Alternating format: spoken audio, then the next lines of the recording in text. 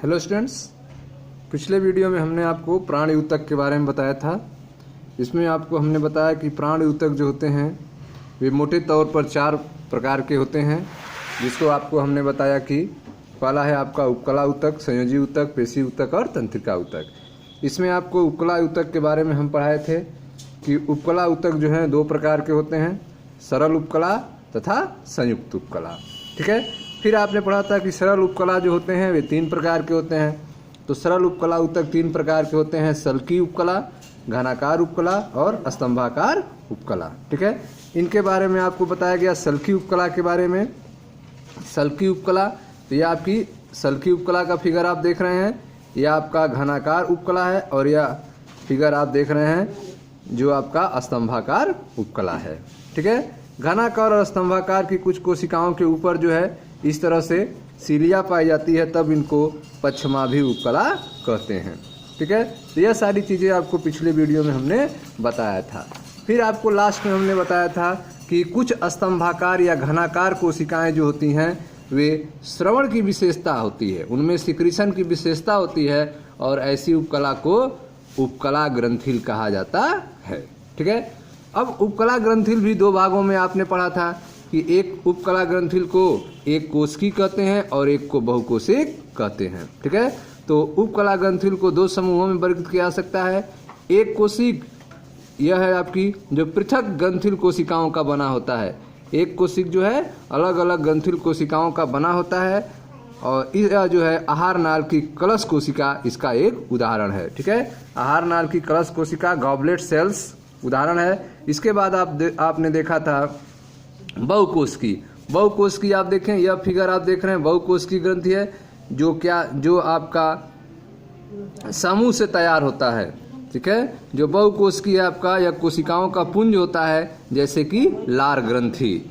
लार ग्रंथि जो है वह बहुकोशिकी ग्रंथिल उपकला का उदाहरण है। उसके बाद आपको बताया गया था कि स्रावी कोशिकाओं में स्राव के निष्कासन के आधार पर, स्रावी कोशिकाओं में स्राव के निष्कासन के आधार पर ग्रंथियों को 2 भागों में डिवाइड किया गया है, जिन्हें बहिस्रावी और अंतःस्रावी ग्रंथि कहा जाता है।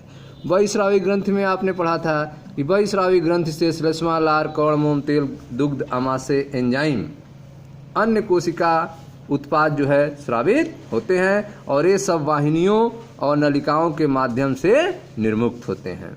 ठीक है। उसके बाद आपने पढ़ा था अंतःस्रावी ग्रंथि। तो अंतःस्रावी ग्रंथि में आपने देखा था कि इसमें नलिकाएं नहीं होती हैं, इन्हें डक्टलेस ग्लैंड कहते हैं और इनके उत्पाद हार्मोन होते हैं जो इन्हें सीधे तरल में छोड़े जाते हैं जिसमें ग्रंथि स्थित होती है। ठीक है। तो यहाँ तक हमने पिछले वीडियो में आपको बताया था। तो अब आइए देखते हैं दूसरा भाग संयुक्त उपकला के बारे में। ठीक है। संयुक्त उपकला क्या होता है इसको हम लोग समझते हैं ध्यान से। तो संयुक्त उपकला का आप फिगर देख सकते हैं। संयुक्त उपकला 1 से ज़्यादा कोशिकीय स्तरों की बनी होती है। इसमें 1 से अधिक लेयर होते हैं, अर्थात यह बहुस्तरीय होती है संयुक्त उपकला। तो संयुक्त उपकला 1 से ज़्यादा स्तरों की बनी होती है और इस प्रकार श्रवण और अवशोषण में इसकी भूमिका सीमित होती है। ठीक है। तो आप देख रहे हैं कि यह 1 से अधिक लेयर की बनी होती है, बहुस्तरित होती हैं और इनमें सिक्रीशन और एब्जॉर्प्शन, श्रवण और अवशोषण की जो भूमिका है वह सीमित होती है। इसका मुख्य कार्य रासायनिक और यांत्रिक प्रतिबलों से रक्षा करना है। तो संयुक्त उपकला का मुख्य काम क्या होता है? रासायनिक और यांत्रिक प्रतिबलों से रक्षा करना है। ठीक है। यह त्वचा के शुष्क सतह, ठीक है, जो त्वचा के शुष्क सतह हैं, मुख गुहा की नम सतह पर ग्रसनी, लार ग्रंथियों और अग्नाशय के वाहिनियों के भीतरी स्तर को ढकने का काम करता है। ठीक है। तो संयुक्त उपकला कहाँ कहाँ पाया जाता है? तो यह त्वचा के शुष्क सतहों पर, मुख गुहा के नम सतह पर, ग्रसनी में, लार ग्रंथियों और अग्नाशय के वाहिनियों के भीतरी स्तर पर संयुक्त उपकला जो है पाया जाता है। ठीक है। क्योंकि यह कई लेयर का बहुस्तरीय का बना होता है और इनकी जो सिक्रीशन होता है और शोषण होता है उसमें इनकी भूमिका क्या है? सीमित है, लिमिटेड है। ठीक है। उपकला की सभी कोशिकाएं एक दूसरे से अंतर कोशिकीय पदार्थ से जुड़ी होती हैं। ठीक है। तो एपिथेलिया की जो कोशिकाएं होती हैं वह आपस में अंतर कोशिकीय पदार्थों से जुड़ी होती हैं। लगभग सभी प्राणी ऊतकों में कोशिकाओं के विशेष जोड़ ठीक है।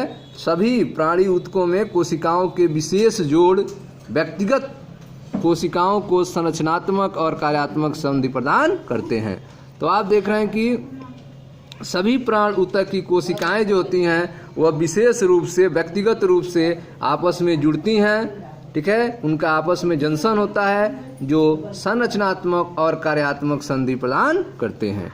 तो उपकला की सभी कोशिकाएं एक दूसरे से अंतर कोशिकीय पदार्थों से सीधे जुड़ी रहती है। इंटरसेलुलर मटेरियल से आपस में क्या होती हैं, जुड़ी रहती हैं। लगभग सभी प्राणी ऊतकों में कोशिकाओं के विशेष जोड़ व्यक्तिगत कोशिकाओं को संरचनात्मक और कार्यात्मक संधि प्रदान करते हैं, ठीक है। उपकला और अन्य ऊतकों में 3 प्रकार की संधि पाई जाती है, ठीक है। तो आप देख रहे हैं कि उपकला और अन्य ऊतकों में कितने प्रकार के जंक्शंस पाए जाते हैं, कितने प्रकार के जोड़ पाए जाते हैं। तो 3 प्रकार के जंक्शंस पाए जाते हैं, संधि पाए जाते हैं, ठीक है। ये कौन कौन है तीनों? दृढ़ संधि, आसंजी संधि और अंतराली संधि। यह 3 संधि होते हैं, दृढ़ संधि, आसंजी संधि और अंतराली संधि, ठीक है। दृढ़ संधि को देखें ध्यान से। दृढ़ संधि पदार्थों को ऊतक से बाहर निकलने से रोकती हैं, ठीक है। जो दृढ़ संधि जहाँ पे होता है वहाँ पे पदार्थ जो हैं वह ऊतक से बाहर नहीं निकल पाते हैं, उनको रोकने के लिए जो है दृढ़ संधि पाई जाती है। तो पदार्थों को ऊतक से बाहर निकालने से रोकती हैं। आसंजी संधि जो है पड़ोसी कोशिकाओं की कोशिका द्रव्य को एक दूसरे से जोड़ने का काम करती हैं, ठीक है। तो जो पड़ोसी कोशिका है उसके कोशिका द्रव्य को एक दूसरे से जोड़ने का काम जो है आसंजी संधियां करती हैं। उसके बाद अंतराली संधियां, ये क्या काम है इनका? यह आयनों तथा छोटे अणुओं और कभी कभी बड़े अणुओं के तुरंत स्थानांतरित करने में सहायता करती हैं।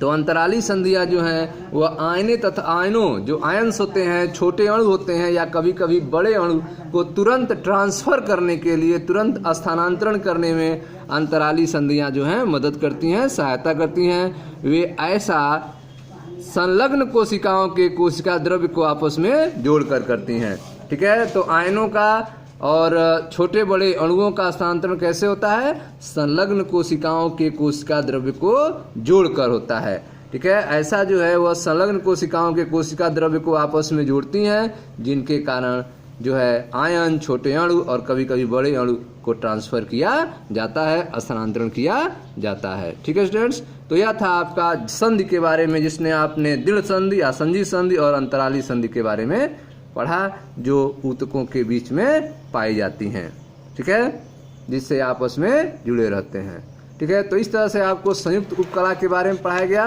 तो अब जो है आपका प्राणी ऊतक का जो पहला पार्ट था उपकला ऊतक, यह कंप्लीट हो चुका है, जिसमें आप पढ़े थे कि उपकला ऊतक जो है 2 प्रकार के होते हैं, सरल उपकला और संयुक्त उपकला। तो पहले आपको सरल उपकला बताया गया, फिर आपको संयुक्त उपकला। अब नेक्स्ट वीडियो में हम आपको दूसरा ऊतक पढ़ाएंगे, संयोजी ऊतक के बारे में। Thank you.